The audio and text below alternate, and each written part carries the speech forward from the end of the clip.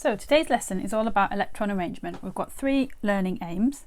So firstly, you need to understand that electrons occupy energy levels, which are also called shells, inside the atom. Secondly, you need to be able to write the electron arrangement of any of the first 20 elements, and we'll take a look at how you do that. And finally, you need to explain how the electron structure links to the group numbers in the periodic table. And so by the end of this lesson, hopefully you'll be able to do all 3 of these things. So first of all, we're going to start by reminding ourselves a little bit about what we did before Easter. So previously we learned that an atom is made up of 3 different subatomic particles. They are the neutron and the proton, and they are in the centre of our atom here in what's called the nucleus, and then around the outside of the nucleus we have electrons. So those are our 3 subatomic particles, and we can use the symbol on the periodic table to work out for each different type of element how many protons, neutrons and electrons it has.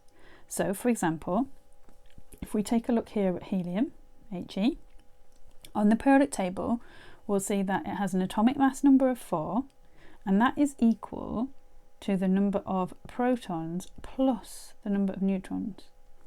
And the atomic number here, sometimes also called the proton number, is equal to 2. So that makes sense, is the number of protons.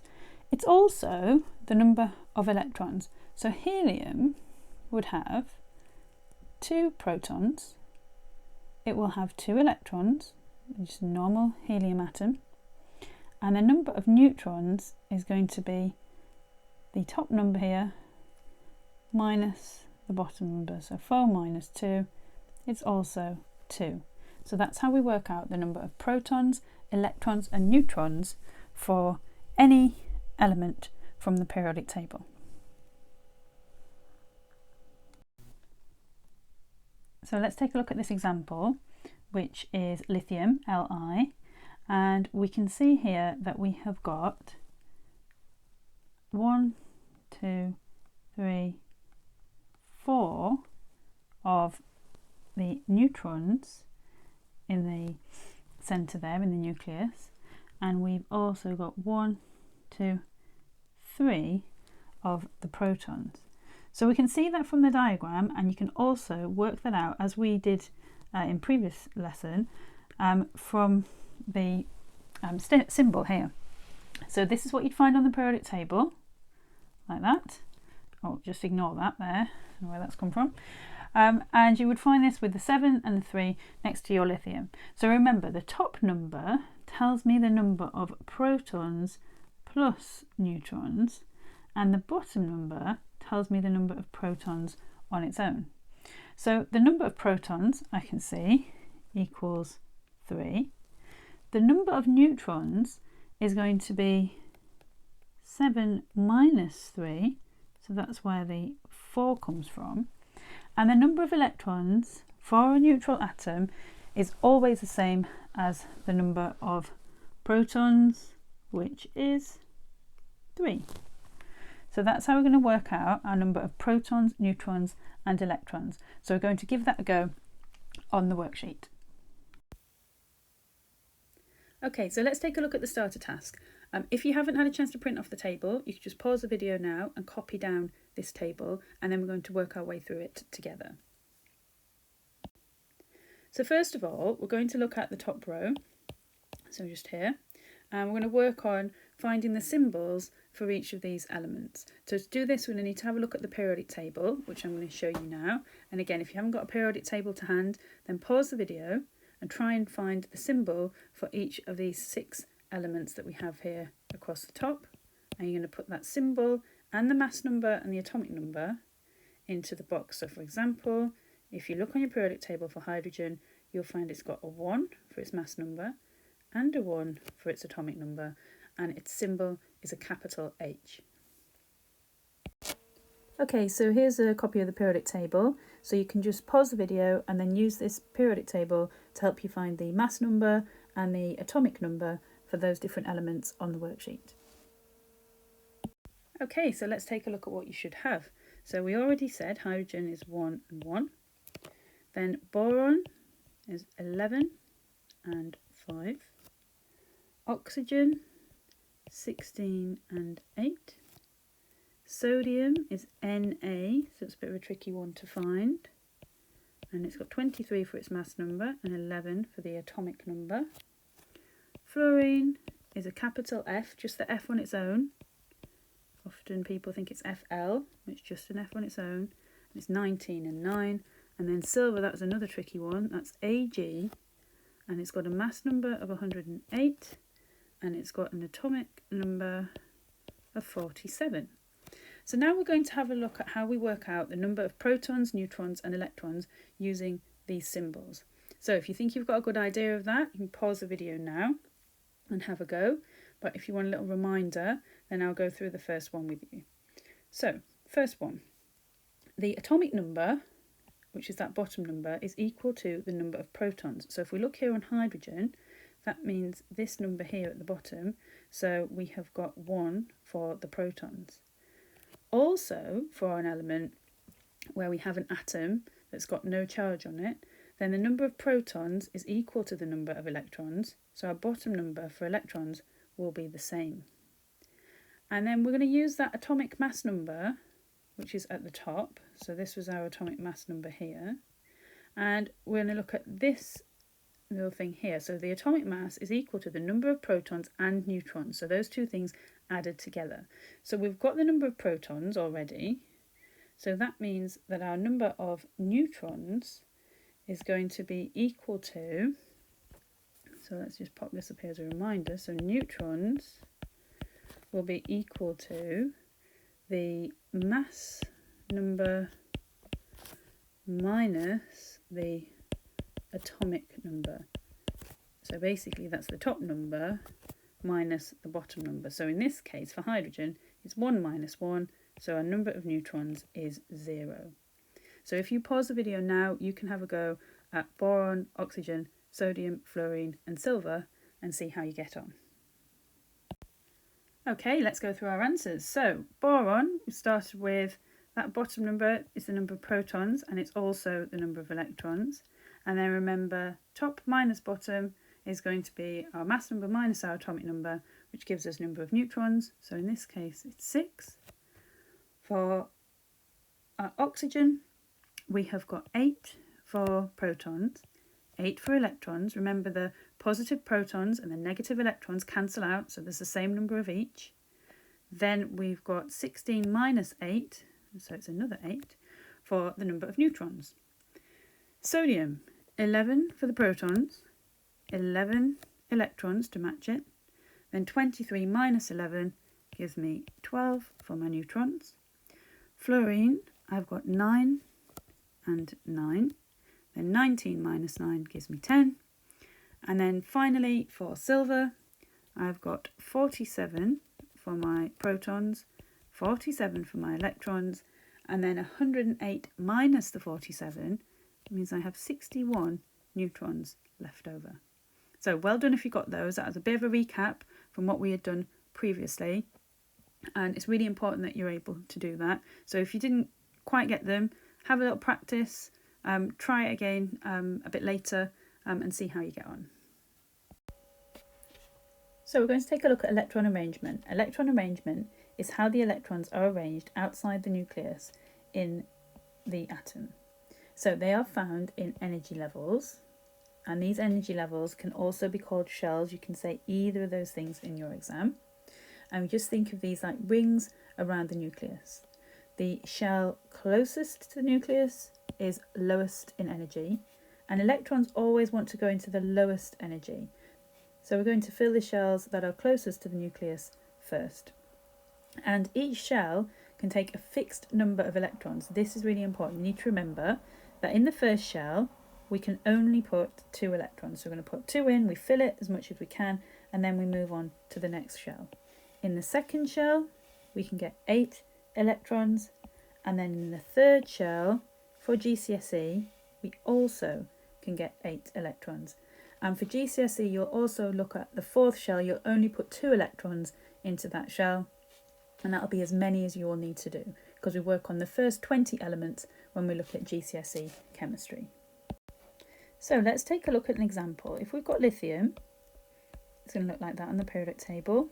7 for its atomic mass and 3 for its proton number or atomic number. So this tells me that it has got 3 electrons. Remember that proton number there is also the number of electrons. So if I'm going to draw this, I'm just going to put the symbol Li in the middle, and then I'm going to draw a circle around for my first shell, and then I'm going to put my electrons on, and we usually represent the electrons as crosses when we're doing these for an element. So I've got 3 electrons in total that I need to put on. There's 2 in the first shell, and then here's my third shell, and I'll put that one there. And we can also write this as 2, 1. So that is for lithium. So let's do an example. Got magnesium. If we find that on the periodic table, you'd see it was 12 and 24. So 12 electrons. So I'm going to put Mg in the centre. Sometimes you'll see a little dot in the centre to represent the nucleus. First shell, 2 electrons, because that's the maximum that I can have. So I need to draw on a second shell, and then I've got 2 already, so the maximum I can have in here is 8. So 1, 2, 3, 4, 5, 6, 7, 8, 9, 10. So that's 10 electrons I've done all together. I need to get to 12, so I'm going to have to put a third shell on, and then I can put 2 electrons in that third shell. And you don't have to pair the electrons up, but often it's easier to keep track of them if you have paired them up, but you don't have to.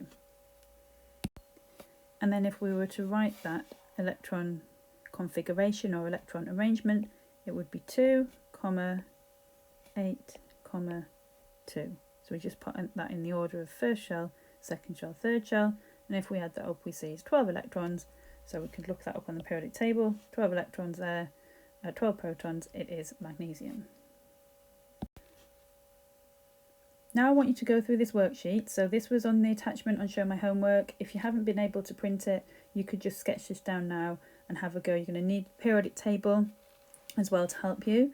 And we've got lithium, beryllium, fluorine, sodium, magnesium and chlorine. You won't necessarily need all 3 shells. So each of them has 3 shells on, but you won't always need to use all 3 shells.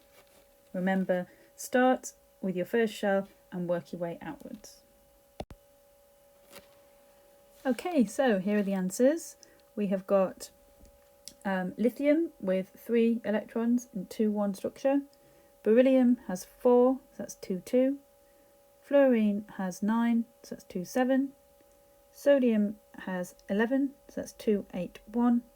Magnesium with 12 is 2-8-2. And finally, chlorine with 17 is 2-8-7. Now it's time to look at the second half of the worksheet, so the questions underneath the diagram. So again, you can pause the video, have a go through these. You'll need to use your periodic table and then come back and see how you've got on. So when we're looking to see which elements have a certain electron structure, if it is just an atom of that element, they don't mention anything about ions, then we just need to count up how many electrons we have. So here I've got 6 in total. I find out what has a proton number of 6 on the periodic table, and I would find that that is carbon, or C. For a proton number of 10, I've got neon, which is symbol Ne. Then here we've got 14 electrons, so that is going to be silicon, which is Si. And then 18 electrons is argon, Ar. And then finally here we have got 20 electrons, and that is calcium, which is Ca. So write the electron structure for the following elements. Well, if we find helium, we'll see it just has 2 electrons, so it is just 2 on its own. Neon has 10 electrons, and it was also in the question above, so it's 2, 8. That was an easy one. And argon, there we'll see also in the question above, but we could have a look at our periodic table, we'd see 18 electrons, so we'd know it's 2, 8, 8. So if we think about what these have in common in terms of their position in the periodic table, they are all in the same group. So